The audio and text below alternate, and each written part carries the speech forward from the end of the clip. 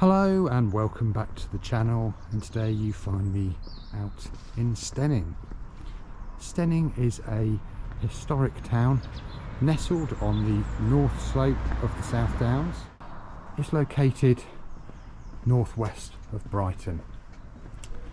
The meaning of the word Steyning is people of the stones. And why people of the stones? Well, let's just head down to the centre of Steyning, near to the church, and find out. Maybe this guy knows. This is St Cuthman, and he is sitting on a stone and also standing on a stone. So let's go into the history of Steyning and St Cuthman. St Cuthman, who is linked to the beginnings of the Saxon settlement at Steyning, was born to Christian parents near the village of Chidham, near Chichester, West Sussex, in the 7th or 8th century, and may have been baptised by St Wilfrid himself, the Apostle of Sussex. He was given the responsibility of tending to his father's flock of sheep, and when he had to go and eat, he used to draw a circle around the flock and command them, in the name of God, to stay in the bounds of the circle, which of course they did. The miracle may have taken place in a field near Chidham, which for centuries was known as St Cuthman's Field or St Cuthman's Dell. It is said that a large stone in the field, on which the Holy Shepherd was in the habit of sitting, held miraculous properties. A turning point in St Cuthman's life was the death of his father, which left both him and his mother destitute. They decided to leave the home and journey eastwards in the direction of the rising sun. By this time Cuthman's mother was an invalid, so he had to push her in a wheeled wooden cart. A rope that stretched round the handles to the saint's shoulders helped him carry the burden. When the rope snapped, he made a new one out of withies. Cuthman decided that once his replacement rope made of withies broke, it would be a sign from God to settle in that place and build a church. This happened at Steyning, which according to Acta Sanctorum was a place lying at the base of a lofty hill. Cuthman said a prayer as he reached this blessed spot. Father Almighty, you have brought my wanderings to an end. Now enable me to begin this work. For who I am, Lord, that I should build a house in your name. If I rely on myself, I will be of no avail. But it is you who will assist me. You have given me the desire to be a builder. Make up for my lack of skill, and bring the work of building this holy house to completion. So this unlikely builder began constructing a worthy sanctuary in honour of the one who had guided him safely along his journey, and so he built a wooden chapel in Steyning, probably on the site of the present church St Andrew's.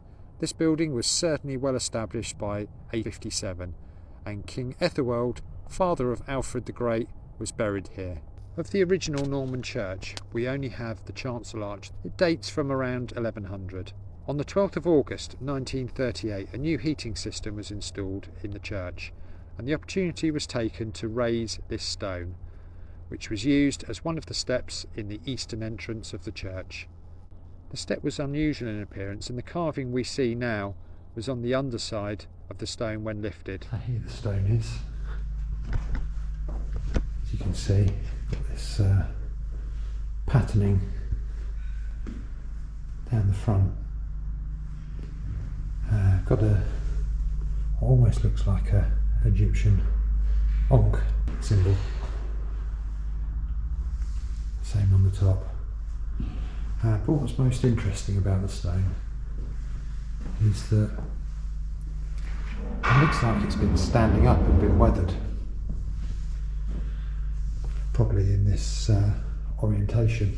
The only Christian symbology is this cross here, which we think is a later carving. So the story of the Steyning stones states that the stone was taken from somewhere up high. So this is one of the possible locations from somewhere up high. This is Bramber Castle, and before there was a castle here, there was previous settlements, and the Normans simply took over this space and turned it into a defensive structure. But I don't think this is the location of the Steyning stone prior to it being brought down to build the church with, because standing stones normally are formed in a henge formation, and here we've got the mound that the castle motte would have sat upon but there's no henge, and it could have been flattened over time, but yeah, my belief is that it didn't come from this location. We've featured Bramber Castle on the channel before. I'll put a link down below to my previous videos at Bramber Castle. In my opinion, this is a much better candidate for somewhere being up high near Stenning. Right here we're at the last parts of Stenning, and it's down this trackway that I think the peoples of the Stone would have travelled up to visit the Stones. So the people of the Stones would have headed along this trackway up this pathway up to somewhere high via the Lion's Bank track. One of the benefits of doing this trail is that you get to see parts of Sussex that you wouldn't normally see, including Whiston House, the seat of the Goring family. Now it's entertains private functions like MI5, and yeah, get to see that from this trail. You can't see it from the main road, and I've featured this trail on the channel, so I'll link that down below. So the Lion Bank trail runs roughly along here, along this ridge line. It's a nice gentle slope up to Chanctonbury. So right here the Lions Bank trail meets up with the South Downs way up there. I think it probably would have carried on in this direction originally, but probably due to farming and things like that, the pathway's been deviated up. And I said it's a nice gentle climb up to the top via the Lions Bank, and it would have been, if it was a ceremonial pathway, it would have been very easy for large groups of people to make their way up. The other pathways up the scarp are much windier and narrower and much harder to navigate, but yeah, as we can see, brings us out on the top of the downs, and we're going to be headed that way to Chanctonbury Ring. So I think the Lions Bank trail would have actually come out in the field right the way here, and this would have gone through and up to Chanctonbury, and roughly about there's some burial mounds, and I actually stood on a burial mound here, so I think those burial mounds would have been like little beacons showing your way to Chanctonbury. So we know that St Cuthman was travelling eastwards from Chiddon near Chichester, and most likely he would have travelled along this South Downs way. And the reason being is that down there in the lowlands it's very sandy and marshy land, and we know he was using a wheelbarrow to transport his invalid mother, so this would not have been a very good way of transporting her. The high chalkland is very porous, the water drains away, and it's a hard surface, so it would have been perfect for St Cuthman to have used the South Downs way. So on his way to Stenning, just down there, he would have had to have passed Chanctonbury Ring, and we know that he had an affinity for a stone and believed that they were a connection to God because of the stone that he used in the field near Chiddon. In the field next to Chanctonbury Ring, we've got these burial mounds.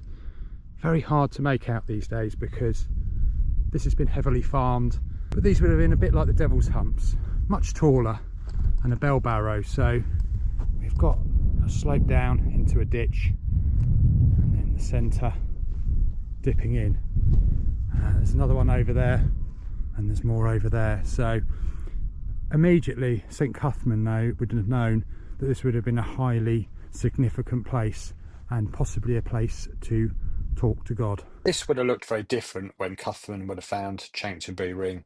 The beech trees we see now at Chanctonbury were planted in 1760 by Charles Goring at the age of 16.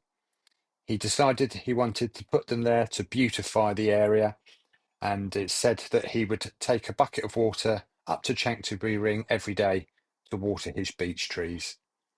Originally, it was just the outer ring, the henge of the place that had the beech trees planted on, but his later ancestors have continued to plant beech trees ever since. Chanctonbury has always been a place of worship. When the Romans found Chanctonbury, they built two temples here, one to the right of me and one to the left of me. The one to the right, I think, was 30 metres in diameter, and the one to the left was about 8 metres of diameter. Shards of pottery, glass, mosaics, oysters can be found in these temples even to this date. Even some coins have been found up here. Today, the sites of the temples can be found by the two voids within the canopy of the beech trees. Evidence of these Roman temples can still be found today. So here we have got some of the roof tiles from the temple, and over here we have got some oyster shell, and supposedly the oyster shell was part of the offering that was given to the gods in the temples. Where the stones would have stood in this place is an absolute mystery. Obviously too many years have gone past to know that. The most logical places for me for the Stenning Stones original location would have been on this outer ring, and possibly that's what made it very easy for Charles Goring to have planted these trees here. If there were post holes where the stones had been located, it would have been very easy to plant a sapling in there and fill it up. So maybe all of these trees mark the places where the original stones of Stenning actually stood. Still to this day, it's still a ceremonial site, with these two trees here marking the sunrise in the east on summer solstice, and just happens to be in alignment with Charles Goring's house, Wiston House, right down there. So this is Stenning town as viewed from Chanctonbury Ring. As you can see, great line of sight for Chanctonbury Ring, and the church is probably just about there. So yeah, this would have been a great location for the Stenning Stone, and also with the Lions Bank Trail being such a gentle slope, if the stones were to be transported back down to Stenning, they would have had this nice gentle way of transporting the stones down into Stenning. They're just commanding views from up here, all the way out to sea, to Sisbury Ring, over to Lancing Ring, Falking Hill, Edburton Castle and Devil's Dyke. So this location would have been a central hub, just like Stonehenge in Salisbury. You'll find when you go to Stonehenge is on a hill right in the centre of lots of other things like the Kingsbarrow Formation. So that's why I believe that the Stenning Stone would have come from Chanctonbury. So I hope you've enjoyed my short video about the people of the stones and the Stenning Stone. Let me know what you think down in the comment section below. If you've made it to this point in the video, thank you very much for watching it in its entirety. It will help with the metrics. If you could subscribe to the channel, you'll find more content just like that on there, and a thumbs up will really help me stretch the channel out across YouTube. So thank you very much for watching.